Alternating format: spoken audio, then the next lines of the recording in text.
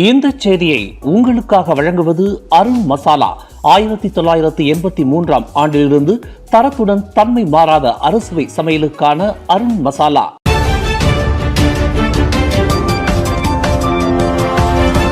வணக்கம். திசைகளின் ஒரு மணி செய்திகள்.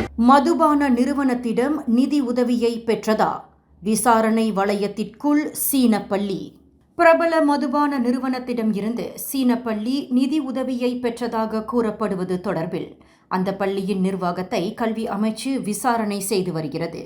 சிப்பாங்கில் செயல்படும் அந்த சீன பள்ளி மதுபானம் நிறுவனத்திடம் இருந்து நிதி உதவி பெற்றதை கல்வி அமைச்சு கடுமையாக கருதுவதாக இன்று காலையில் வெளியிட்டுள்ள ஓர் அறிக்கையில் தெரிவித்துள்ளது. கல்வி அமைச்சின் கீழ் செயல்படுகின்ற எந்த ஒரு பள்ளியும் கல்வி அமைச்சினால் வெளியிடப்படுகின்ற வழிகாட்டலை பின்பற்றி செயல்பட வேண்டும். குறிப்பாக கடந்த 2018 ஆண்டு வெளியிடப்பட்ட சுற்றறிக்கை இதற்கு பொருந்தும்.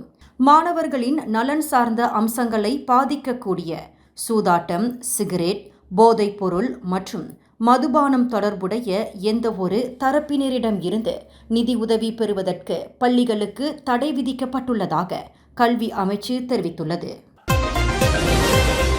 சரவா நங்கா முன்னாள் சட்டமன்ற உறுப்பினர் டாக்டர் அவாங் பீமி அவாங் அலிபாசா மேலவை தலைவராக இன்று சத்திய பிரமாணம் எடுத்துக்கொண்டார். கடந்த வாரம் மேலவை உறுப்பினராக பதவி உறுதிமொழி எடுத்துக்கொண்ட டாக்டர் அவாங் பீமி பிரதமர் டாக்டர் ஸ்ரீ அன்வார் இப்ராஹிம் உட்பட மேலவை உறுப்பினர்கள் கலந்து கொண்ட நாடாளுமன்ற மேலவையில் துணை மேலவை தலைவர் நூர் ஜஸ்லான் முகமட் முன்னிலையில் புதிய மேலவை தலைவராக பொறுப்பேற்றார். மேலவை தலைவராக கடந்த 3 மாதங்களுக்கு முன்பு பொறுப்பேற்ற மூத்தாங் தகால் கடந்த மே மாதம் காலமானதை தொடர்ந்து சரவா சீபுவை சேர்ந்த ஒரு வழக்கறிஞரான டாக்டர் அவாங் பீமி மேலவை தலைவராக நியமிக்கப்பட்டுள்ளார். அரச நிந்தனை தொடர்பில் குற்றஞ்சாட்டப்பட்டுள்ள கெடா மந்திரி பசார் சனுசி நூர் தமக்கு எதிரான குற்றச்சாட்டுகளை மீட்டுக் கொள்வதற்கு சட்டத்துறை அலுவலகத்தில் 2வது பிரதிநிதித்துவ மனு ஒன்றை சமர்ப்பித்துள்ளார். சனுசிக்கு எதிராக வழக்கு விசாரணை இன்று திங்கட்கிழமை ஷா ஆலம் உயர் நீதிமன்றத்திற்கு வந்தபோது சனுசி மேற்கண்ட தகவலை தெரிவித்துள்ளார்.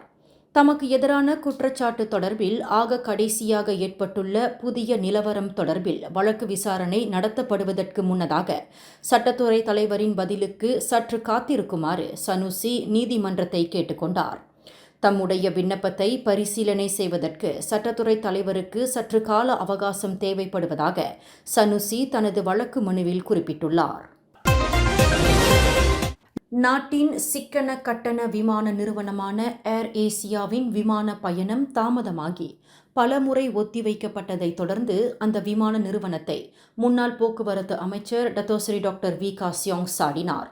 நேற்று முன்தினம் சனிக்கிழமை சபா கொத்தகினபாலுவிலிருந்து சண்டக்கானுக்கு தாம் மேற்கொள்ளவிருந்த ஏர் ஏசியாவின் விமான பயணம் 5 முறை ஒத்திவைக்கப்பட்டது குறித்து மாசிசா தலைவரான வி காசியோங் தமது அதிருப்தியை வெளிப்படுத்தியுள்ளார். கடந்த ஜூலை 20ஆம் தேதி காலை 8 மணியளவில் பயணம் மேற்கொள்வதற்கு தாம் தயாராக இருந்தபோது அந்த பயணம் மாலை 5:55 மணிக்கு ஒத்திவைக்கப்படுவதாக ஏர் ஏசியா குறுந்தகவல் அனுப்பியிருந்தது. கொத்தாகினபாலுவில் லீ மெரிடியன் ஹோட்டலில் இருந்து விமான நிலையத்தை நோக்கி தாம் புறப்பட்ட வேளையில் அதே தினத்தன்று விமான பயணம் இரவு 11:30 மணிக்கு ஒத்திவைக்கப்பட்டுள்ளதாக தெரிவிக்கப்பட்டது. பின்னர் அந்த பயணம் மறுநாள் ஜூலை 21ஆம் தேதி அதிகாலை 2:10 மணிக்கு ஒத்திவைக்கப்பட்டுள்ளதாக இரவில் தெரிவிக்கப்பட்டது. பின்னர் மறுபடியும் அந்த பயணம் சற்று முன்கூட்டியே அதிகாலை 1:30 மணிக்கு மேற்கொள்ளவிருப்பதாக தெரிவிக்கப்பட்டது. பின்னர் அந்த பயணம் பிற்பகல் 3:10 மணிக்கு மீண்டும் ஒத்திவைக்கப்பட்டது. இவற்றுக்கு மத்தியில் ஒரு முட்டாளை போல் அந்த விமான பயணத்திற்காக தாம் காத்திருக்க வேண்டிய நிர்பந்தம் ஏற்பட்டதாக முன்னாள் போக்குவரத்து அமைச்சர் வி காசியோங் தமது அதிருப்தியை வெளிப்படுத்தினார். தஞ்சுங் மாலிம் சுல்தான் இட்ரிஸ் கல்வியியல் பல்கலைக்கழகத்தின் முன்னாள் மாணவியான 25 வயது நூர்ஃபாரா கர்தினி அப்துல்லா கொலை தொடர்பில் கைது செய்யப்பட்டுள்ள ஒரு போலீஸ்காரருக்கு எதிரான தடுப்பு காவல் மேலும் 1 வாரத்திற்கு நீட்டிக்கப்பட்டுள்ளது.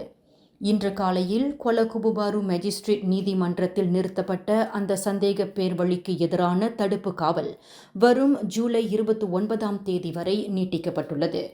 மரண தண்டனை அல்லது 40 ஆண்டு சிறை தண்டனை விதிக்க வகை செய்யும் குற்றவியல் சட்டம் 302 பிரிவின் கீழ் தடுத்து வைக்கப்பட்டு விசாரணை செய்யப்பட்டு வரும் ஸ்லீம் ரிவர் போலீஸ் நிலையத்தை சேர்ந்த 26 வயதுடைய அந்த போலீஸ்காரர் சம்பந்தப்பட்ட மாணவியின் காதலன் என்று நம்பப்படுகிறது. 13 வயதுடைய உடல் ஊனமுற்ற தனது மகள் குழந்தையை பிரசவிப்பதற்கு காரணமாக இருந்ததாக கூறப்படும் நபர் ஒருவர் பாலியல் வல்லுறவு தொடர்பில் கைது செய்யப்பட்டுள்ளார்.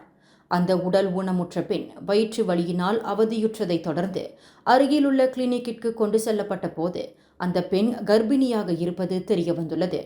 தனது தந்தையினால் பாலியல் வல்லுறவுக்கு கட்டாயப்படுத்தப்பட்டதாக அந்த பெண் தெரிவித்ததை தொடர்ந்து 45 வயதுடைய அந்த நபர் கைது செய்யப்பட்டதாக திரங்கானு டுங்கூன் மாவட்ட போலீஸ் தலைவர் மைசூரா அப்துல் கடீர் தெரிவித்தார்.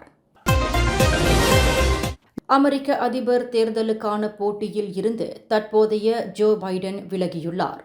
தான் சார்ந்த ஜனநாயக கட்சி மற்றும் தேசத்தின் நலனுக்காக இந்த முடிவை எடுத்திருப்பதாக அவர் கூறியுள்ளார். துணை அதிபராக இருப்பவரும் இந்திய வம்சாவளியை சேர்ந்தவருமான கமலா ஹாரிஸ் அதிபராவதற்கு தனது ஆதரவையும் ஜோ பைடன் தெரிவித்துள்ளார். வரும் நவம்பர் மாதத்தில் அமெரிக்க அதிபர் தேர்தல் நடக்க இருக்கும் நிலையில் ஜோ பைடன் இந்த முடிவை எடுத்துள்ளார்.